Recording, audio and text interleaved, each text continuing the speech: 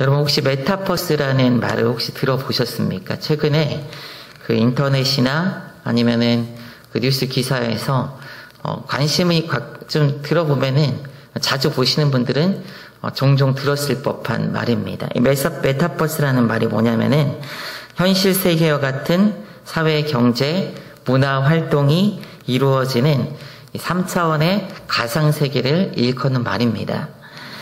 이는 1992년에 미국 SF 작가 닐 스티븐슨의 소설 스노크래시에서 처음 사용했던 용어인데, 이제 인터넷 기술이 많이 더 발달하고 최근에 이제 코로나19로 인해서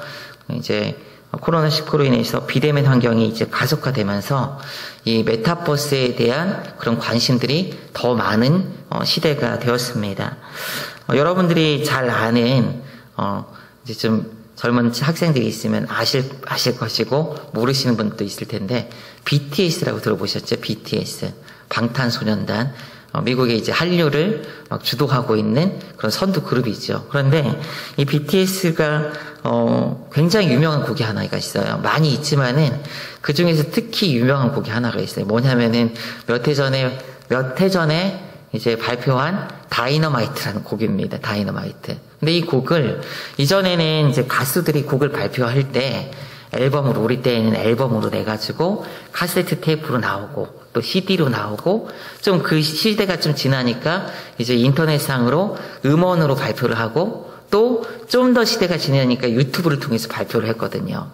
그런데 이 BTS라는 보이 그룹이 당시에 이제 다이너마이트라는 곡을 발표할 때 어떻게 발표했냐면은, 여러분들 상상이 될지 모르겠어요. 게임 공간 안에서 그걸 발표를 했어요. 어떤 게임이냐면은 당시에 이제 많은 이제 청소년들이 하고 있었던 포트나이트라는 게임이 있습니다. 포트나이트라는 막 총 쏘는 게임이거든요. 그 안에서 자기 캐릭터를 막 만들어서. 근데 그 안에서, 게임 안에서 그 노래를 처음으로 발표를 했어요. 그래가지고 굉장히 핫 이슈가 됐던 때가 있었습니다. 이전에 콘서트에서 하던 것을 이제는 온라인 유튜브를 넘어서 이제 가상 공간 안에서 발표하는 그런 시대가 된 것입니다. 그런데 이런 메타버스 내에서 자신을 드러내기 위해서는 이제 보통 이제 본인이 직접 얼굴을 내밀고 나설 수 없으니까 아바타라는 것을 사용을 하죠. 이 아바타라는 것은 자신을 표현할 수 있는 이 가상 공간의 캐릭터예요. 그러니까 자기는 그 밖에서 이제 오프라인으로 있잖아요, 실제로는요. 근데 이 온라인상에 들어가서 그 세계에서 활동하기 위해서 만들어낸 캐릭터가 이 아바타라는 캐릭터들입니다. 자기 캐릭터를 아바타라고 해요. 이 아바타로 난 자신을 표현할 수 있는 캐릭터이기 때문에, 그래서 사람들이 자신을 표현하기 위해서 그 아바타를 열심히 꾸며요. 요즘에 사람들이 열심히 꾸며내고, 그 게임이나 어떤 커뮤니티 사이트나 여러분 싸이월드라고 하는 그런 커뮤니티 사이트, 그런 데서도 보면은 자기 아바타를 꾸미기 위해서 열심히 노력을 많이 해요. 자기가 있는 공간을 자기를 표현하는 음악들과 자기를 표현하는 다양한 어떤 아이템들을 사가지고 막 표현을 많이 하죠. 이 아바타는 실제 자신의 첫 인상이기에 그 공간에서 사람들이 중요히 여기면서 시간과 돈을 들여가면서 많이 꾸밉니다.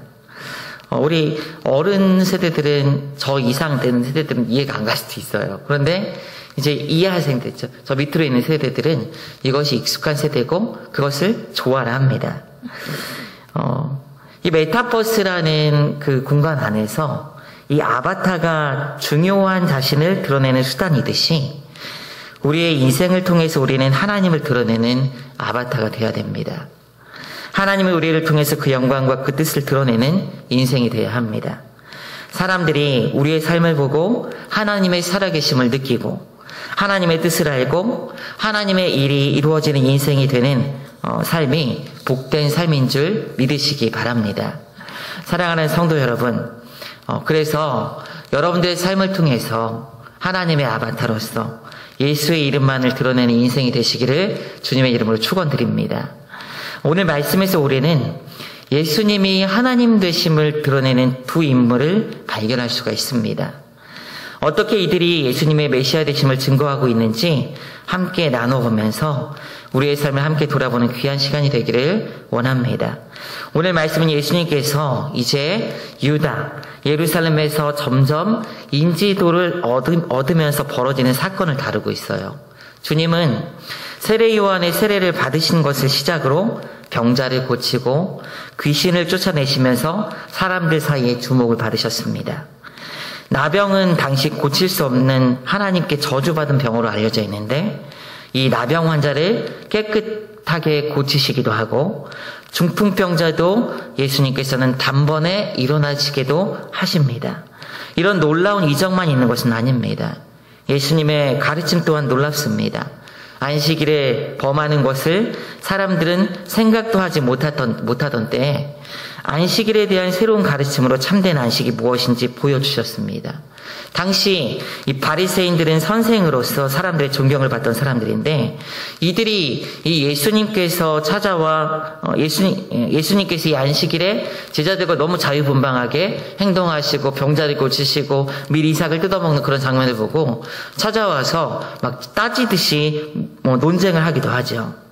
예수님께서는 회당에서 안식일에 손 마른 사람을 고쳐주시면서 그 갈등이 더욱더 증폭되기도 합니다. 많은 무리가 그러나 예수님을 따랐어요. 주님은 가는 곳마다 하나님의 말씀을 가르쳤고 병자를 고치시고 귀신을 쫓아내셨습니다. 그 중에서도 혈우병과 같이 고칠 수 없는 병도 고쳐주시고 죽은 회당장 야이로의 딸도 살려낸 기록을 이 마가복음은 앞서 기록하고 있습니다. 예수님과 더불어 그 땅에 하나님의 나라가 임했음을 선포하고 선언하는 많은 이적과 기사, 그리고 이전에 바리새인과 서기관들이 가르쳤던 그 말씀과는 다른 새로운 가르침에 사람들은 기대하고 소망했던 메시아의 기대가 더욱더 예수님을 통해서 충만해졌습니다. 예수님이 바로 구약이 예언한 그 메시아일 수도 있겠다. 그래서 사람들이 많이 예수님을 따르게 돼요. 점차 예수님은 하나님의 아들로 약속된 메시아로 오신 것으로 드러나는 것이 이 마가복음 오늘 본문 가운데 이제 전체적인 이 마가복음의 흐름 가운데 있는 그 내용입니다. 특히 오늘 본문은요, 이제 오병이어와 오늘 본문 이후의 사건을 보게 되면은 바로 오병이어 사건이 나오고 그 다음에 8장 1절에는 칠병이어 사건이 등장해요. 칠병이어. 물고기 2마리와 보리떡 7개로 떡 7덩이로 4,000명을 먹이신 사건. 이 두 가지 식탁의 어떤 식사 자리에서 벌어지는 이 사건을 기록을 하고 있어요. 특히 이 빵을 주시는 분이라는 이 이미지는 굉장히 중요한 이미지입니다. 왜냐하면 예수님께서 그리고 풍성하게 그 자리에서 걷어내시거든요. 다 나눠주고 배불리 먹고 풍성하게 걷어주신 이 사건들이 나오게 되거든요. 여기서 사람들은 이 예수님의 모습을 통해서 당시 이제 구약 성경만 있을 때니까요. 이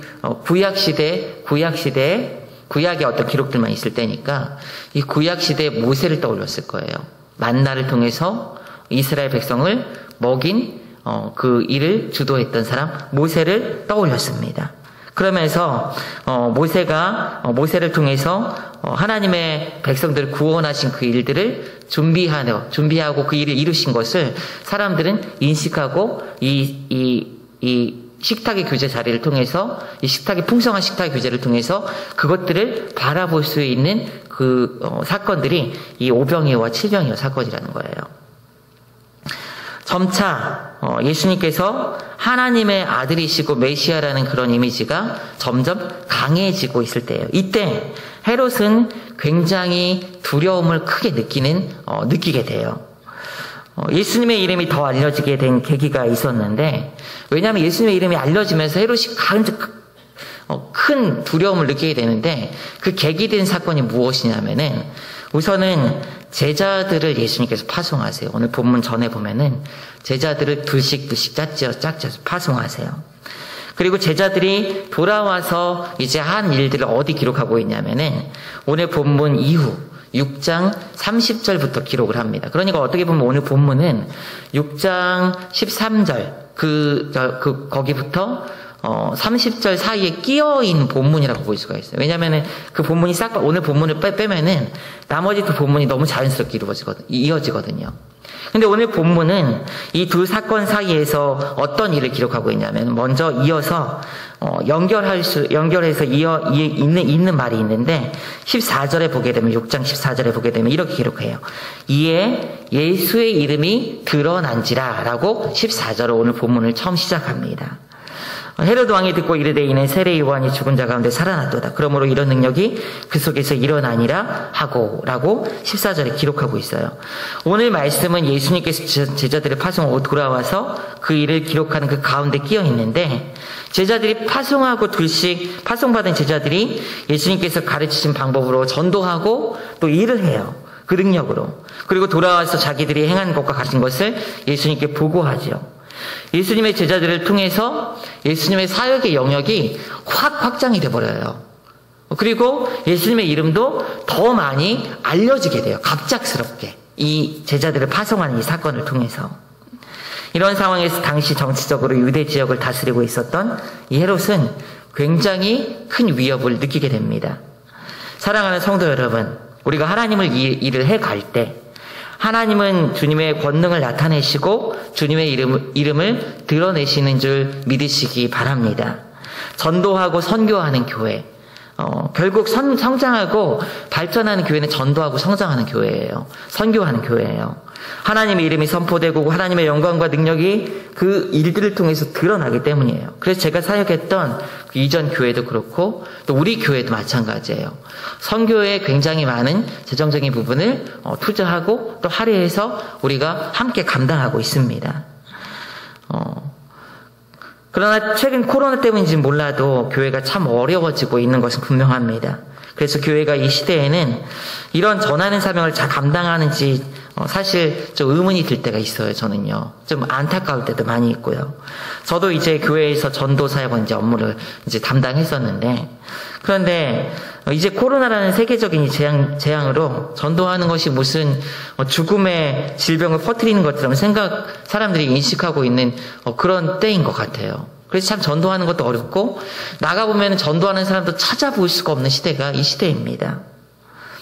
그러나 그런 때조차도 우리가 어떻게 전할지에 대한 고민을 해야 되고, 또 여러분들이 만나는 사람들에게, 아직 복음에 불모지인 그 사람들에게 복음을 전하기 위해서 고민하고 있으면서 기도하는 일들을 통해서 감당해 나갈 때, 하나님께서는 우리의 삶을 통해서 영광 받으시고 기뻐하실 뿐만 아니라 주의 일들을 이루시는 줄 믿으시기 바랍니다. 사람의 제일 되는 그 목적, 주님을 기뻐하며 영원토록 즐거워하는 것이에요. 주님의 영광을 드러내며 사는 것이 인생의 목적이 되어야 합니다. 그것이 바른 그리스도인들의 바른 생각입니다. 그렇다면 이런 때일수록 우리가 어떻게 보내신 분을 따라 보냄받은 자의 사명을 감당해야 하는지 고민을 많이 해야 되는 때가 이 시대입니다. 지금 교회가 사회적인 어떤 손가락질의 대상이 되고 있는 시대예요. 그러나 만약 교회가 전하는 사명, 이 전도의 사명, 선교의 사명, 주님의 영광을 위해서 함께 이를 위해서 고민하고 움직인다면 하나님께서는 결국 주님의 권능과 능력을 통해서 참된 주되심을 교회를 통해서 드러내실 줄 믿습니다. 마치 이 초대교회에 박해가 있을 때 그 박해 가운데서도 끊임없이 복음을 증거해서 이 유럽 지역으로, 지중해 연안으로 그 복음이 확 확장된 것처럼 이 시대가 어떻게 보면은 우리에게 새로운 하나님의 복음을 증거할 그런 요구가 있는 시대일 거라는 생각을 많이 하게 됩니다. 함께 고민하고 여러분들의 삶의 자리에서 애쓰시면서 주님의 이 일들을 함께 감당할 수 있는 믿음의 사람들 되시기를 주님의 이름으로 축원드립니다. 이런 상황에서요, 오늘 본문으로 다시 돌아가서 이런 상황에서 헤롯은 이렇게 주님의 이름이 더 갑작스럽게 드러나게 되자 굉장한 두려움을 느끼게 돼요. 오늘 이 본문의 헤롯은 여러분들이 잘 알고 있는 예수님이 태어날 당시의 그 헤롯은 아닙니다. 그때 이 헤롯을 통칭해서 이제 일반적으로 이제 역사학자들이나 학자들은 헤롯 대왕이라고 불러요. 그때 헤롯을.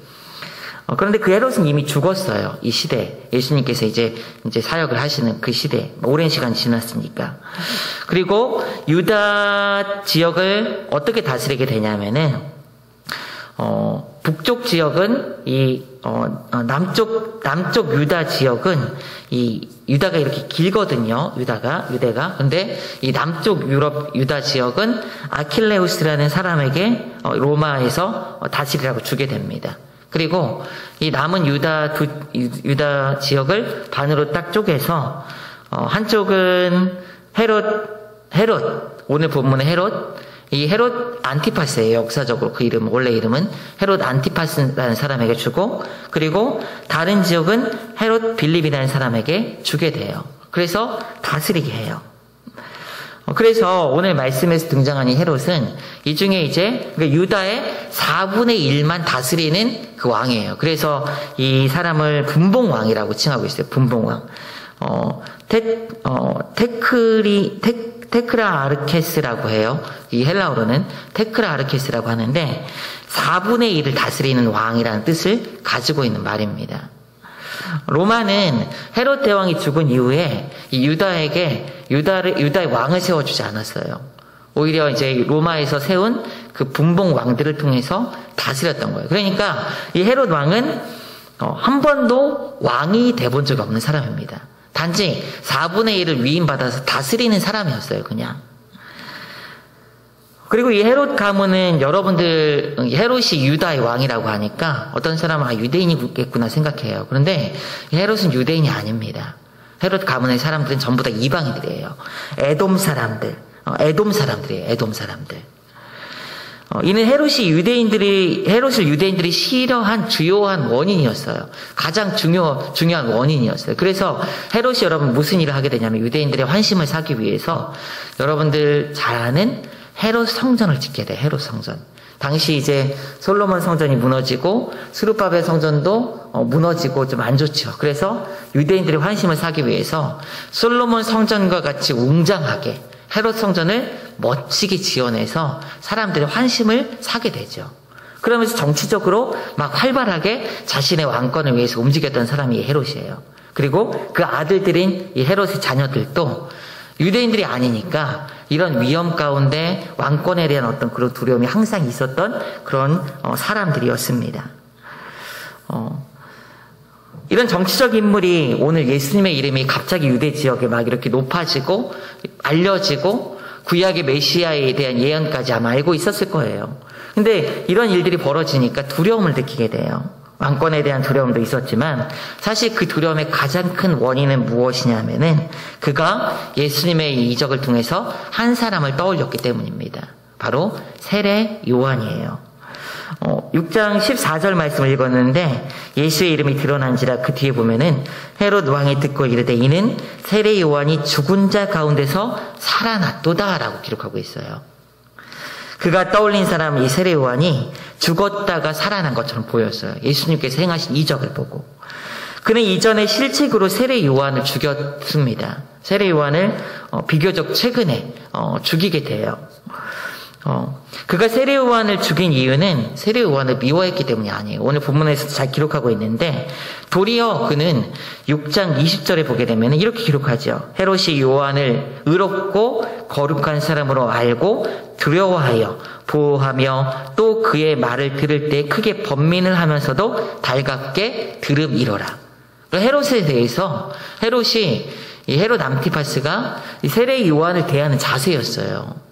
여러분 두려워했고 그의 말을 들으면서 뜨끔뜨끔하면서 자기에 대해서 의롭고 거룩한 사람이라는 것을 알고 있기 때문에 달갑게 들었다라고 이야기하고 있습니다. 그런데 세례 요한을 그가 왜 죽이게 됐냐? 이 헤로디아라는 이 아내 때문에, 부정한 방법으로 얻은 이 아내 때문이에요. 세례 요한이 이 헤롯에게 헤롯이 책망하죠. 구약 율법적인 관점에서 헤롯 책망해요. 헤로디아는 사실 이 헤롯의 동생이에요, 동생. 동생이었던 빌립이라는 사람의 아내였습니다. 그러니까 이복 아내예요. 그런데 이복 형제의 아내. 그런데 그 아내를 이복 형제가 있음에도 불구하고 뺏은 거예요. 그리고 더 놀라운 것은 헤롯이 원래 아내가 있었어요. 그런데 이 헤로디아를 뺏기 위해서 헤로디아를 다시 아내로 맞아들이기 위해서 이혼을 하고 그 다음에 헤로디아를 아내로 맞이합니다. 이것은요, 구약시대에도 간혹 보게 되면은 형의 아내를 얻어서 이제 형이 죽으면은 그 아내를 얻어서 계대 결혼을 하는 경우가 있어요. 아내를 그러니까 형수를 아내로 맞이해서 계대 결혼을 하는 경우가 있어요. 이것은 하나님께서 이제 구약 시대에는 기업 물음이라고 해서 온전치 못한 많이 이렇게 좀 손상을 입은 가정이나 어떤 경제적인 상황에 대해서 어떤 혈통적으로나 이제 대를 잇지 못하거나 아니면 경제적으로 큰 손실을 입은 그런 그런 가정들을 다른 친척들, 가장 가까운 친족이 그것을 대신 좀 보완해주고 물어주고 해가지고 그 대도 있게 하고 경제적인 손실도 다시 보전해가지고 다시 회복시켜주는 그런 기업 물음이라는 제도가 있고 제도 가운데 있는 계대 결혼이랑은 너무나 다른 거예요. 하나님께서 은혜를 위해서 주신 거예요. 그거는요. 그런데 이 헤롯은 전혀 그런 것과 상관없이 자신의 정력을 위해서 자신의 이복 형제의 아내를 뺏은 것입니다. 그래서 이 세례 요한이 이를 강력하게 책망을 하죠. 그러나 이 헤롯은 이 세례 요한을 잡아서 자신을 책망한 이 세례 요한을 잡아서 감옥에 가두기는 하지만은 세례 요한은 아까 읽었듯이 의롭고 거룩한 사람으로 여겼기 때문에 세례 요한을 오히려 감옥에서 보호하게 됩니다. 누구의 손에서 보호했을까요? 바로 헤로디아의 손에서 보호한 거예요. 감옥에서 도리어. 헤로디아가 세례 요한을 끊임없이 죽이려고 했는데 못 죽이거든요. 이 감옥에 있고 헤롯이 막았기 때문에. 그런데 오늘 본문에서 보게 되면은 이 세례 요한을 헤롯이 죽이게 된 일이 벌어집니다. 헤롯이 생일에 대신들과 귀인들을 초청해서 잔치할 때 헤로디아의 딸인 이제 오늘 본문에서 이름은 기록되지 않았지만 살로메라는 딸이 있어요. 헤롯 안티파스를 통해서 낳은 딸이 아니라 원래 데리고 딸로 생각이 돼요. 근데 그 딸이 있는데 그 딸이 춤을 추게 돼요. 그러니까 헤롯이 너무나 이 잔치 그 분위기에 취해가지고 실언을 하게 됩니다. 그래서 네가 원하는 것은 다 들어주겠다. 나라의 절반이라도 주겠다. 왕도 아니면서 나라의 절반을 주겠다고 그렇게 장담하면서 실언을 하게 돼요. 그러면서 이 살로메가 헤로디아에게 물어보고자 헤로디아가 대번에 얘기하는 거예요. 세례 요한의 목을 가져다 달라고. 헤롯은 너무나 당황했을 거예요. 그래서 그렇지만 자신의 한 말 때문에 결국 세례 요한의 목을 베가지고 그 소반에 담아서 헤로디아에게 넘겨줍니다. 사람은 참 말을 조심해야 되는 것 같아요. 어느 순간에나 말은 그 자체로 힘이 있고 더군다나 사회적인 지배가 있고 책임 있는 자리에 있는 사람들은 이 말이 너무나 중요해요. 그 말 하나하나 때문에 움직이고 변화되고 누군가는 피해를 입고 누군가는 좋게 되고 그렇기 때문에 이 말이라는 것이 너무나 중요합니다. 그래서 자신이 내뱉은 말이 자신의 발목을 잡는 경우도 많습니다. 헤롯이 대표적이죠. 야고보서는 그래서 혀의 재갈물이라고 성도들을 향해서 강력하게 이야기를 합니다. 혀는 몸을 불사르는 수레바퀴와 같다고 증언을 하죠. 우리 교회에서도 광고 시간에 늘 하는 말이 있어요. 해보고 말합시다. 당사자에게 말합시다. 이런 말들이 결국은 말조심하라는 거예요. 말조심하라는 거예요.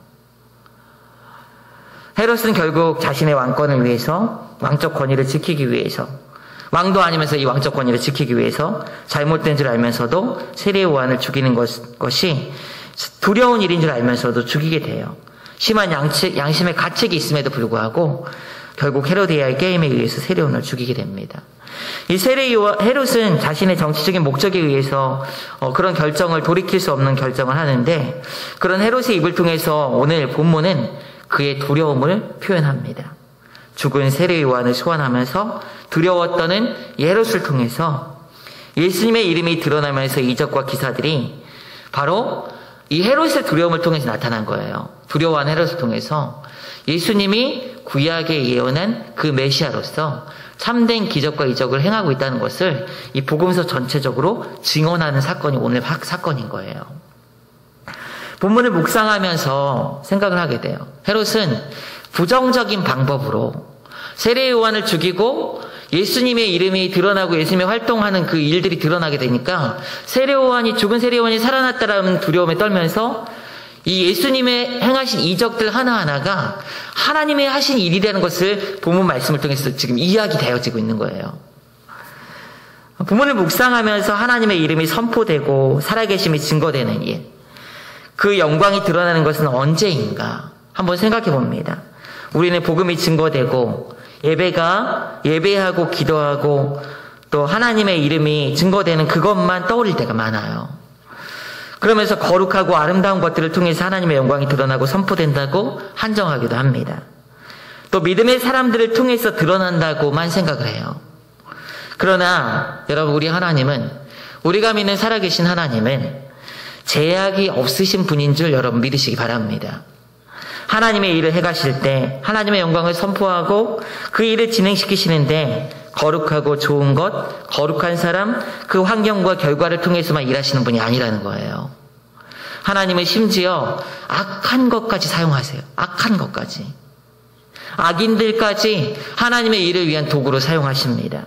성경에서는 악인들도 하나님의 계획과 뜻을 이루기 위한 도구로 사용돼요. 바벨론, 아수르와 같은 나라들은요, 이방의 악한 나라들이에요. 그런데 그 나라들을 통해서 이스라엘, 유다를 징계하고 채찍질하면서 그들을 사용합니다. 다윗을 단련시키면서 사울을 통해서 이 다윗을 단련시키고 연단시키시는 하나님이셨죠. 악인들도 마지막 불쏘시개로 쓰는 것이 우리 하나님이십니다. 이는 하나님의 위대하심을 증거하는 거예요. 하나님은 제약이 없으시고 그 모든 것을 섭리하시고 다스리시는 능력이 하나님이십니다. 우리의 삶도 그래요. 이런 하나님의 장 중에 지금 다스려지고 있는 것이 우리 인생입니다. 특별히 믿는 그리스도인들은 모두 하나님의 손에 이끌리어 보이지 않지만 하나님의 날개 그늘 안에 보호받으면서 때로는 우리 눈앞에 지금 고통스럽고 아픈 일들이 벌어져서 힘들어 보이지만은 그 모든 것들이 하나님의 장 중에서 하나님의 구원을 위해서 지금 하나님께서 뜻하신 그 손길 위에서 다스려지고 있는 것임을 믿으시기 바랍니다. 그러면 헤롯을 볼 때요. 한번 생각해 볼게요. 헤롯을 볼 때 예수님이 참 메시아이심을 하나님이심을 그가 의도하진 않았지만 그가 세례 요한을 언급하면서 예수님의 참 메시아이심을 증거했잖아요. 그 사건을 통해서. 그러면 그 삶도 여러분 가치가 있는 인생일까요, 여러분? 저는 아니라고 생각합니다. 그는 그대로 그냥 하나님이 쓰시는 막대기와 같은 도구예요. 다 쓰시고 꺾어버리는 막대기와 같은 도구예요. 우리는 그렇게 예수님을 드러내면 안 돼요. 하나님을 그렇게 드러내면 안 됩니다. 헤롯이 언급한 세례 요한과 같이 예수님을 증거하는 사람들이 되어야 됩니다. 세례 요한은요, 여러분 평생 동안 예수를 드러내고 사라진 그 사명자였습니다. 그는 끝까지 사명자였어요. 끝까지. 예수를 증거하는 사명자. 세례 요한은 그 사명 자체가 예수의 길을 준비하는 자였습니다. 그래서 광야에서 메시아를 맞이하기 위해서 회개하라. 천국이 가까웠느니라 라고 하면서 회개의 세례를 주면서 그 사역을 하였어요. 사람들은 이스라엘 백성들은 영적으로 깨우는 일을 이 세례 요한이 했던 거예요. 예수님께서 오시기 전까지. 세례 요한 당신의 많은 사람들에게 굉장히 유명한 선지자였습니다. 메뚜기를 먹고 석청을 먹고 그 다음에 가죽 띠를 띠고 무슨 보인처럼 이 광야에서 그런 회개의 세례를 전파하자 당시에 이제 로마의 폭정에 시달리고 굉장히 지치고 힘들었던 사람들이 메시아를 기대하고 소망하는 그런 분위기가 확장되는 가운데 이 세례 요한을 보면서 세례 요한의 메시지를 듣고 그런 시대가 도래하고 있구나라는 것을 의식하면서 준비되고 있었던 때예요. 이 세례 요한의 활동을 통해서 그리고 세례 요한이 활동하는 그 시기에 세례 요한의 선포에 많은 사람들이 요단강에 나와서 세례를 받고 회개하면서 그 말에 귀를 기울였습니다. 그는 주님의 길을 준비하는 삶을 살았습니다. 세례 요한은 자신을 드러내려고 한 사람이 아니었어요. 세례 요한의 이름이 널리 알려지자 유대인들 중에 바리새인들이 세례 요한에게 사람을 보내서 묻죠. 내가 누구냐? 왜냐하면 메시아에 대한 예언의 말씀이 있기 때문에 그 분위기가 한창 고조된 시기이기 때문에 메시아인가 해가지고 물어본 거예요. 세례 요한이. 내가 누구냐? 그리스도냐? 엘리야냐? 선지자냐? 이렇게 묻습니다. 이 말에 세례 요한이 여러분 어떻게 대답하냐면요. 요한복음 1장 13절에 이렇게 기록을 합니다. 요한복음 1장 13절에 우리 말씀 준비되시면 한번 같이 읽어볼까요? 요한복음 1장 13절에 이렇게 기록해요. 안 돼 있으면은 제가 읽도록 하겠습니다. 이르되 나는 선지자 이사야 말과 같이 주의 길을 곱게 하라고 광야에서 외치는 자의 소리로라 하니라. 당신들이 말하는 그런 사람이 아니라 나는 주의 길을 곱게 하라고 광야에서 외치는 자의 소리다 라고 이야기해요. 그리고 세례를 왜 선지자도 아닌데 베푸냐고 또 물어보니까 이렇게 대답을 해요. 요한복음 1장 26절에서 27절까지 보게 되면은 세례 요한이 대답하되 나는 물로 세례를 베풀거니와 너희 가운데 너희가 알지 못하는 한 사람이 섰으니 곧 내 뒤에 오시는 그이라. 나는 그의 신발끈을 풀기도 감당하지 못하겠노라 하더라. 그는 자신이 예수님의 신발끈을 푸는 것도 감당하지 못하는 존재라고 합니다. 그는 주의 길을 곱게 하는 광야에 외치는 자의 소리라고 자신의 정체를 이야기합니다. 그는 그렇게 많은 주목을 받았음에도 불구하고 그를 드러내기보다는 철저하게 자신을 숨기고 예수님을 드러내는 인생을 살았습니다. 이뿐이 아니에요. 예수님의 사역의 시작을 세례를 통해서 열었던 사람이 세례 요한입니다. 예수님은 세례 요한의 그 세례를 시작으로 광야에서 시험을 받으시고 구원의 사역을 3년 반 동안 감당하시면서 그 후에 마지막에 십자가에 달려 죽으심으로 우리의 구원 사역을 완수하셨어요. 이 세례 요한의 이 세례를 시작으로. 그런데 오늘 본문에서요. 세례 요한은 죽어서까지 예수님을 증거합니다. 죽어서까지. 헤롯의 입을 통해서 예수님이 참 하나님이라는 것을 증거를 어디서 찾느냐? 바로 죽은 세례 요한이 살아났다는 그 말에서 우리는 찾을 수가 있어요. 헤롯은 예수님이 행하신 이적과 권능 그리고 사람들 사이에서 그 이름이 알려지는 모양을 자신이 죽인 세례 요한이 살아났다는 그 말을 통해서 표현하죠. 예수님이 참 하나님이시고 하나님의 나라를 권능과 이적을 통해서 가져오고 있다는 것을 증거하고 그 증언의 중심에 세례 요한이 등장을 한다는 거예요. 세례 요한은 그 일생이 예수를 드러낸 인생이었습니다. 심지어 오늘 본문에서 보면 죽어서까지 예수님의 이름을 드러낸 인생을 살았습니다. 한 가지 더 이야기하자면 오늘 세례 요한의 죽음은 헤롯의 의사와 반하여서 주변인들의 압력에 의해서 세례 요한이 죽게 되잖아요.